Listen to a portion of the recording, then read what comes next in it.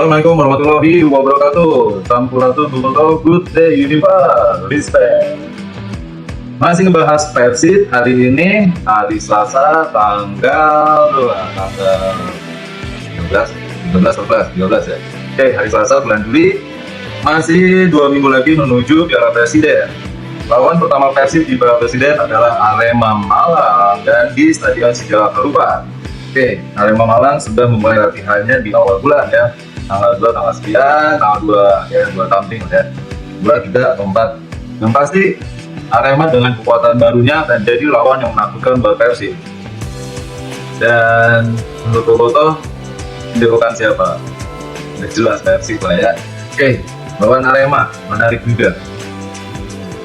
Sejak Liga Indonesia sebelum Covid sudah ditangani sama Bos Boja dengan materi pemain asing ada Nick Wipels dan lain sebagainya. Memang Arema sudah bukan menjadi tim yang harus ditakuti, tidak menjadi momok yang menakutkan buat Persib Bandung. Setelah 11 tahun lamanya Persib tidak pernah menang away, pertama kalinya bisa menang. Jadi buat saya bukan hal yang sulit buat Persib menang, ditambah dengan materi Persib yang saat ini sudah mumpuni. Pemain asing, levelnya keren banget. Pemain diaspora gabung lagi. Dan Persib sudah mulai latihan.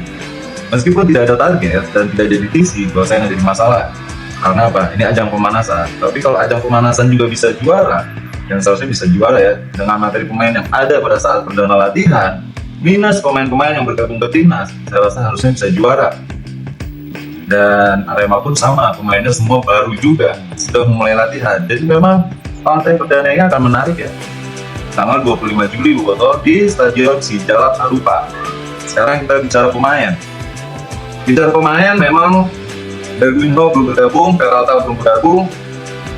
Apakah akan bergabung? Saya nggak tahu ya kalau Peralta ya. Darwinho juga nggak tahu. Putros juga belum bergabung. Kalau memang betul yang dirumorkan. Karena musim ini Rudy Anas disclaimer ya, saya tidak tahu apapun tentang pergerakan tanpa tidak.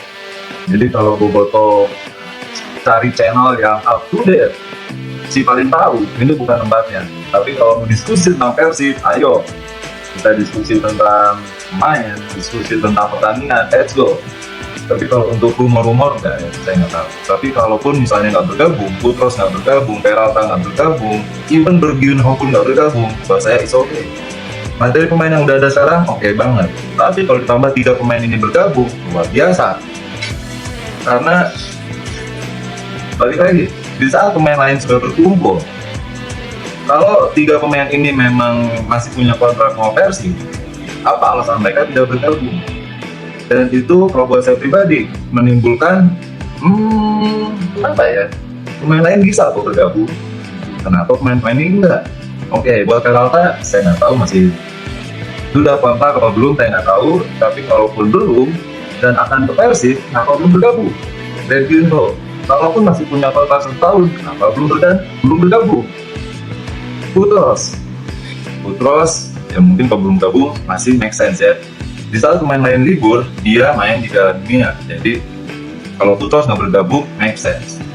Tapi seru juga ya kalau yang Putros pertama kali datang ke Bandung itu yang meresmikan itu Pak Wali Kota. Masih ingat ya? Di tempat Persib merayakan gelar juaranya, di situ juga pada saat itu Pak Wali Kota meresmikan Putros. Oke, semoga 3 pemain ini benar-benar bergabung dan bisa memperkuat Persib di pertandingan perdana Piala Presiden 2026.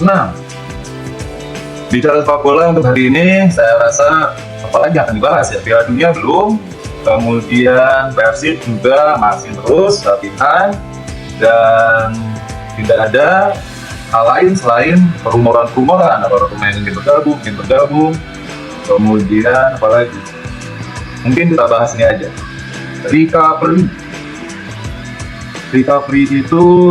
ya itu tepatnya, pemulihan seorang Edi pecandu dalam pemulihan atau recovery Edi ya. Mereka bukan manusia yang harus kalian jauhi, no. Dalam hidup memang mereka melakukan kesalahan, tapi di saat mereka ingin melakukan perubahan, kalian support.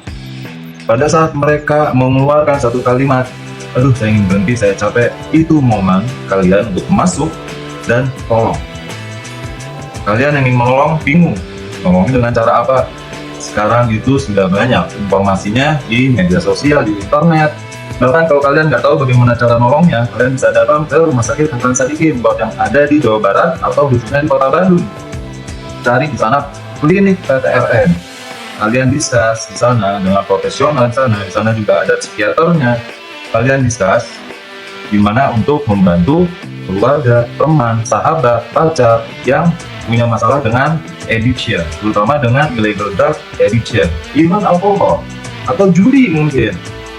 Karena ya sekarang biayanya ada rehab yang sudah gratis di Lido, kemudian juga program pemerintah juga ada.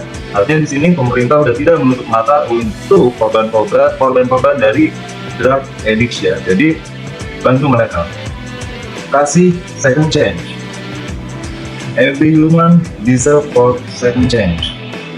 Buat yang punya masalah, datang langsung ke klinik PTRN di Rumah Sakit Hasan Sadikin. Tidak ada stigma, tidak ada diskriminasi di sana. Jadi peer pressure konsepnya atau tekanan sesama sebaya untuk menuju kebaikan di sana itu sangat terasa. Jadi ayo bantu mereka, kasih kesempatan kedua. Kenapa saya concern, kenapa saya peduli? Saya drug addict, saya recovering addict, saya pecandu dalam pemulihan. Kenapa saya bilang recovering addict, bukan recover addict? Karena pemulihan seumur hidup. Recovery is like cycling. Once you stop, you fall. Jadi bukan tujuan. Berhenti dari pemakaian zat bukan tujuan, tapi itu proses dari pemulihan. Dan pemulihan itu seumur hidup. Kamu akan dibilang berhasil kalau kamu meninggal. Selama kamu masih hidup, masih bernafas, di situ kamu masih menjalankan recovering kamu, pemulihan kamu. So, there is no recovered addict, but recovering addict. Dan sangat concern karena udah terlalu banyak saudara-saudara saya yang meninggal. Bahkan 1 bulan yang lalu juga ada saudara saya yang meninggal juga. Dan buat saya, wow, ini orang yang selalu dalam 1 tahun ya, musim 2023 mungkin ya, 2023 ke 2023 itu selalu sama saya ngeliput Persib. Saya tahu ini juga senang sepak bola, bahkan ini bukan cuma dalam negeri tapi luar negeri. Dia juga pemain Homeless World Cup, tiba-tiba meninggal. Saya nggak tahu meninggalnya kenapa, dugaan-dugaan banyak, tapi poinnya adalah dia meninggal. Dan kalau kalian punya masalah, cerita. Kalau kalian juga punya saudara yang seperti saya, recovering addict, jangan malu untuk cerita. Karena ini bukan aib. Ini adalah hal di mana manusia harus kalian bantu. Oke, itu aja. So, sekali lagi, buat recovering addict, saudara-saudara saya di luar sana, hang on tight. Recovery seumur hidup, dan recovery is like cycling. Once you stop, you fall, and one is too many, thousands never enough. Percaya sama saya, sekali lu nyoba nggak akan pernah puas, tapi 1000 kali lu cobain nggak akan pernah cukup.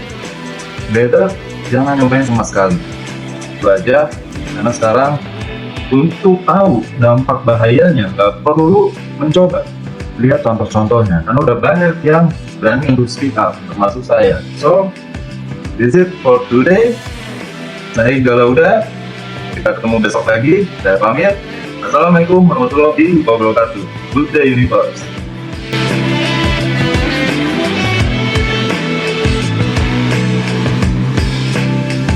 I love you.